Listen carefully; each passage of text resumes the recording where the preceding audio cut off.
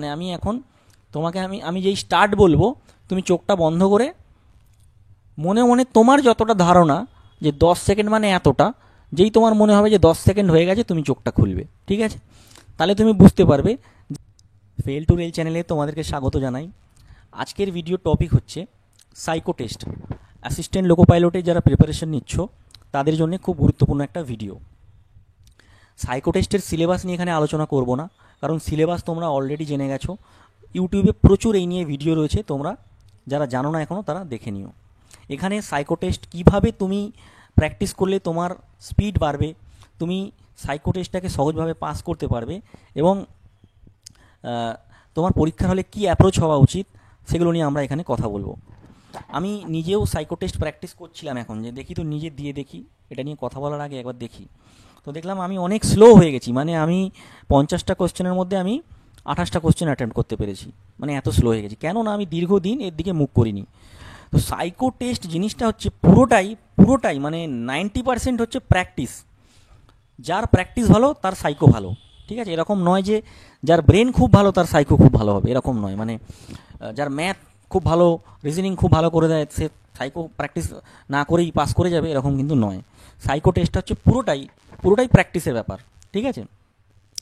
তো এখানে সাইকো টেস্টের যে 5টা ব্যাটারি, প্রত্যেকটা ব্যাটারির আলাদা আলাদা গুরুত্ব রয়েছে। মানে রেলওয়ের কিছু মোটিভ রয়েছে, যে প্রত্যেকটা ব্যাটারিতে কিছু মোটিভ লুকিয়ে রয়েছে, যেগুলো তোমার ভেতরে আছে কি না সেটা রেল যাচাই করে নেয়। যেমন মেমোরি টেস্টে তোমার তোমার স্মৃতিশক্তি কত ভালো সেটা রেল বুঝে নেবে।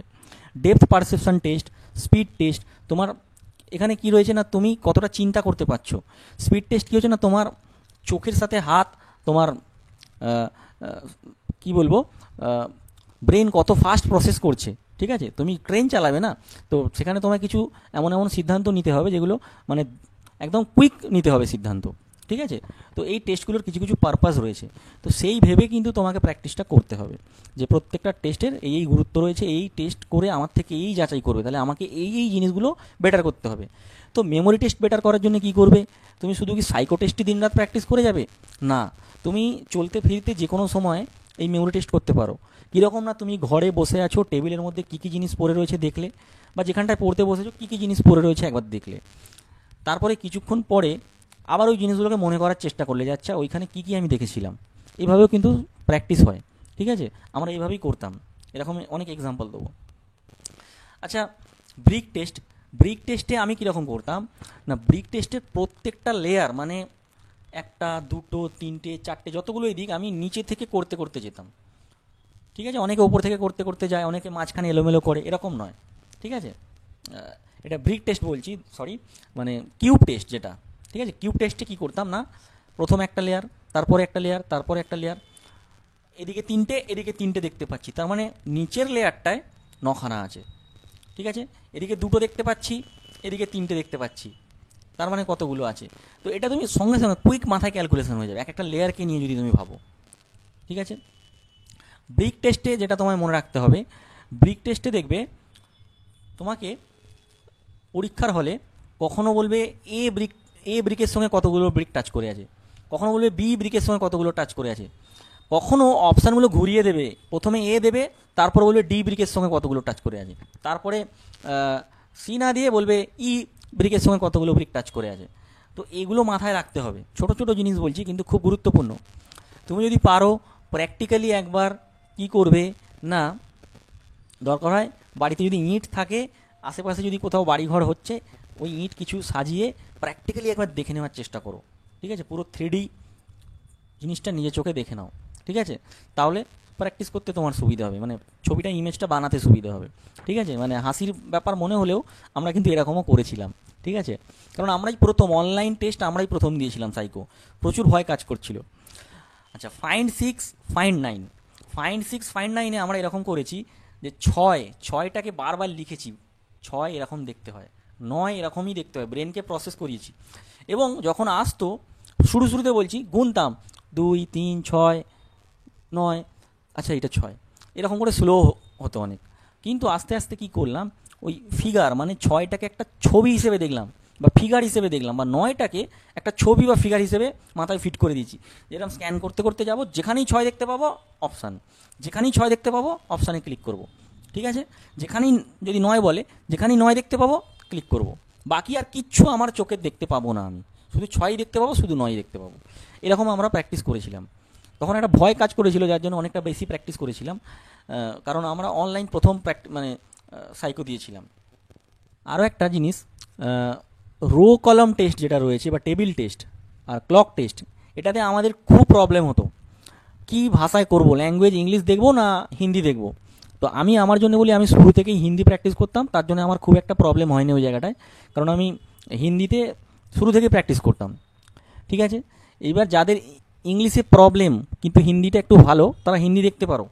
আর যদি শুরুতেই ইংলিশটা দেখো, তাহলে আমি বলবো ইংলিশেই এখন থেকে করতে থাকো, দুটো ল্যাঙ্গুয়েজ দেখতে যেও না, তাহলে কিন্তু জোর ফেঁসে যাবে পরীক্ষার হলে। ঠিক আছে, একটা ল্যাঙ্গুয়েজের উপর জোর দাও, এখন থেকে জোর দাও, যা টাইম আছে প্র্যাকটিস করতে করতে ল্যাঙ্গুয়েজের উপর তোমার মানে আধিপত্য চলে আসবে, যে না আমি করে নেব। কিন্তু যদি দুটোকে নিয়েই চলতে চাও, তাহলে কিন্তু তোমার একটা ফাঁসার চান্স রয়েছে, কারণ পরীক্ষার হলে তুমি গুলিয়ে ফেলতে পারো। কারণ তোমাকে হিন্দিতে দেখবে ক্লক টেস্টে বলছে যে सबसे छोटा वाला नंबर का दक्षिणावर्त में 3 নম্বর স্থান মে কোন হ্যাঁ। এবার দক্ষিণাবর্ত মানে এখানে কিন্তু ক্লক ওয়াইজ তোমাকে যেতে হবে, তুমি যদি অ্যান্টি ক্লক ওয়াইজ চলে যাও তাহলে ভুল হয়ে যাবে। ঠিক আছে, তারপরে কোথাও বলছে ফ্রম, কোথাও বলছে টু। তো এই জায়গাগুলো তোমাকে আগে একটা যে কোনো ইউটিউবের ভালো চ্যানেল দেখে কনসেপ্টটাকে ক্লিয়ার করে রাখতে হবে, যে এই ফ্রম বললে এই হয়, টু বললে এই হয়, বা হিন্দিতে যদি দক্ষিণাবর্ত বলে এই, বামাবর্ত বললে এই। ঠিক আছে, একটা ডায়েরি বার করো, ডায়েরি থেকে তুমি নোটটা নিজের মতো করে বানিয়ে নাও। অনেক চ্যানেল ফলো করতে যেও না, একটা দুটো বড় চ্যানেল, যারা বিশ্বস্ত চ্যানেল, যারা দীর্ঘদিন ধরে সাইকো করাচ্ছে, তারা কি বলছে সেই ফান্ডাটাই নিজের নোট করে নাও, এবং সেই ফান্ডাটাকে মাথায় ফিট করে নাও, সেটাই তুমি বিশ্বাস করে সেটার উপর ভর করেই চলো। ঠিক আছে, আরও একটা জিনিস, সাইকো টেস্ট প্র্যাকটিস করতে গেলে টাইমের জ্ঞান তোমাকে থাকতে হবে। তুমি কি বোঝো যে 1 সেকেন্ড মানে কতটা, কোয়ান্টিটিটা কী রয়েছে? 1 সেকেন্ডের কোয়ান্টিটি কী, মানে কতটা, মানে 1 সেকেন্ড, বা 10 সেকেন্ড মানে কতটা। তুমি এক মনে পরীক্ষার হলে দিয়ে যাচ্ছ, কিন্তু তোমার মনেই নেই যে মানে 10 সেকেন্ড মানে খুবই কম সময়, সেটার আন্দাজা তোমায় থাকতে হবে। মানে আমি ঠিক বোঝাতে পারছি না। ধরো তোমাকে এখন আমি গুনতে বললাম, মানে আমি এখন তোমাকে আমি যেই স্টার্ট বলবো, তুমি চোখটা বন্ধ করে মনে মনে তোমার যতটা ধারণা যে 10 সেকেন্ড মানে এতটা, যেই তোমার মনে হবে যে 10 সেকেন্ড হয়ে গেছে, তুমি চোখটা খুলবে। ঠিক আছে, তাহলে তুমি বুঝতে পারবে যে 10 সেকেন্ডের আইডিয়া তোমার আছে কি নেই। ঠিক আছে, তো সবাই কি রেডি আছো? চোখটা বন্ধ করবে, যেই স্টার্ট বলবো চোখটা বন্ধ করে তুমি তোমার মতো করে ধারণা করবে যে 10 সেকেন্ড মানে কতটা, সেই অনুযায়ী তুমি নিজের চোখটা নিজেই খুলবে। ঠিক আছে, আর আমি বলতে পারি, তো তুমি আগে দেখো যে তোমার কি আইডিয়া। ভিডিও সেটা তুমি এখানে সেকেন্ড দেখাবে নিচেতে, ওখানে তুমি মিলিয়ে নেবে। ঠিক আছে, চলো স্টার্ট।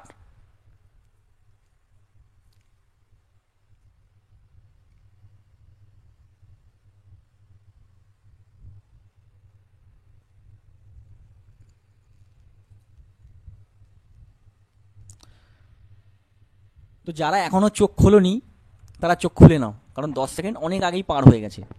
তো 10 সেকেন্ড মানে কতটা, এটা কি তুমি ক্যালকুলেশনে ঠিকঠাক মেলাতে পারলে? আরও একবার এখানে ভিডিওটা ব্যাক করে দেখে নাও যে তোমার সেকেন্ড সম্পর্কে আইডিয়া আছে কি না। সেকেন্ড মানে এরকম তুমি ভাবতে পারো যে 1 সেকেন্ড মানে, দেখো আমি যখন বলছি 1001, 1002, 1003, এই যে 1001 বলছি, এটা বলতে যতক্ষণ লাগছে 1 সেকেন্ড। ঠিক আছে, 1002, 1003, 1004, 1005, এই যতক্ষণে এটা বলছি একটা সেকেন্ড হচ্ছে। তো এই যে টাইম জ্ঞানটা যদি তোমার থাকে না, তাহলে কিন্তু তুমি পরীক্ষার হলে আরও ভালোভাবে টাইমটা ম্যানেজ করতে পারবে। ঠিক আছে, তো আশা করছি তোমাদের এই ছোট ছোট যে আমি কথাগুলো বলছি তোমাদের কাজে লাগবে। আচ্ছা, আরও একটা জিনিস, পরীক্ষার হলে কোনোভাবেই তুমি পাশের জন কী করছে দেখতে যাবে না। কেউ ছড়া বলবে, কেউ নিজে মনে মনে কিছু কিছু মানে আওড়াবে, সেগুলো ভেবে তুমি এটা মানে ফ্রাস্ট্রেশনে পড়ে যাবে না যে আরে ওই মনে হয় সব করে দিচ্ছে, অনেক ভালো করতে পারছে, আমি পারছি না। এটা ভেবে তুমি চাপ খাবে না কখনোই। ঠিক আছে, তুমি তোমার মতো প্র্যাকটিস করবে, পাশের জন কটা অ্যাটেন্ড করলো সেটাও তুমি জানার চেষ্টা করবে না, তাহলে কিন্তু তুমি চাপে পড়ে যাবে, তোমার পরীক্ষাটা খারাপ হয়ে যাবে। সাইকো টেস্টের মানে পুরো শুধু পরীক্ষাটাই মানে তোমার টেস্ট নয়, পরীক্ষার হলে যেই ঢুকে গেলে তারপর থেকে নিয়ে পরীক্ষার যেই ফাইনাল যে সাবমিটটা হবে সেইখান পর্যন্ত সবটাই পরীক্ষা, সবটাই টেস্ট। শুধু ওইখানে কম্পিউটারে যে টেস্টটা দিচ্ছ সেইটাই টেস্ট নয়। ঠিক আছে, তুমি নিজেকে কতটা শান্ত রাখছো, তুমি নিজেকে বিচলিত করছো না, ঠিক আছে, তুমি সুস্থভাবে পরীক্ষাটা কমপ্লিট করতে পেরেছো, এগুলো সবই পরীক্ষার মধ্যেই পড়ে। ঠিক আছে? তো তার জন্য বলছি অন্যকে দেখে বিচলিত হবে না যে আমি আমার তো হয়ে গেল, ও অনেক করে দিচ্ছে, আমি পারছি না। আচ্ছা, ট্রিক ইউটিউব দেখো, আমার কথা শুনছো, শোনো, সবার কথা শোনো, কিন্তু করবে নিজেরটাই, মানে নিজের মতো করে ট্রিক বানাও। ধরো আমি যেমন বলছি যে কি বলে, হাউস বিল্ডিং মেমোরি টেস্ট, ওইখানে দেখবে বৃত্তের মধ্যে ঘর, ত্রিভুজের মধ্যে ঘর, চতুর্ভুজের মধ্যে ঘর, কিভাবে মনে রাখবে? তুমি নিজের মতো করে মনে রাখো ট্রিক বানিয়ে, যে ত্রিভুজের মধ্যে আমার বাড়ি রয়েছে, চতুর্ভুজের মধ্যে মামার বাড়ি রয়েছে, আচ্ছা ওই ওই পঞ্চভুজটার মধ্যে আমার বন্ধুর বাড়ি রয়েছে। এরকম করে করে কিছু একটা ট্রিক বানিয়ে জিনিসগুলো মনে রাখার চেষ্টা করো। শুরুতে তুমি অনেক মনে রাখতে পারবে না, তুমি টার্গেট নাও যে আমি এতগুলোই মনে রাখবো, এর বেশি এখন মনে রাখবো না, আস্তে আস্তে আমি নাম্বারটা বাড়াবো। ঠিক আছে? শুরুতেই 75টা প্রশ্ন আমি করতে পারবো না, শুরুতেই আমি 50টা প্রশ্ন করি, আস্তে আস্তে আমি বাড়াবো। দেখবে ফাইনাল টেস্ট আস্তে আস্তে তোমার কনফিডেন্স চলে এসেছে, প্র্যাকটিস করতে করতে তোমার দেখবে হয়ে যাবে। ঠিক আছে? টেস্টটা তুমি করো, করতে করতে করতে করতে তোমার ব্রেন জিনিসটা পুরো যখন ধরে নেবে, বুঝে যাবে, দেখবে তোমার 75টা কোশ্চেন অ্যাটেম্প্ট হয়ে যাচ্ছে। আমরা তো এমনই হয়ে গেছিলো প্র্যাকটিস করে করে যে সবকটা অ্যাটেম্প্ট করে দেওয়ার পরেও টাইম হাতে বেঁচে ছিল। বিশ্বাস করবে না, টাইম বেঁচে ছিল, এবং তোমাদেরও বাঁচবে প্র্যাকটিস করতে করতে। ঠিক আছে? আরও একটা জিনিস, তুমি সাইকো টেস্ট দিতে যাওয়ার আগে কোনো ঝামেলা অশান্তিতে কারোর সঙ্গে জড়াবে না। আমি এর আগেও বলেছি, পরীক্ষার আগের দিন বা কয়েকদিন আগে থেকে সবার থেকে কাট অফ হয়ে যাও। আমি নিজের এক্সাম্পল দিয়ে বলছি যে পরীক্ষার আগে, পিএসসি জুনিয়র ইঞ্জিনিয়ার পরীক্ষার আগে, আমার একদিন আগে আমি বন্ধুর সঙ্গে আড্ডা মারতে বেরিয়েছিলাম, গিয়ে একজনের সঙ্গে আমার একটু ঝামেলা হয়ে গেছিলো।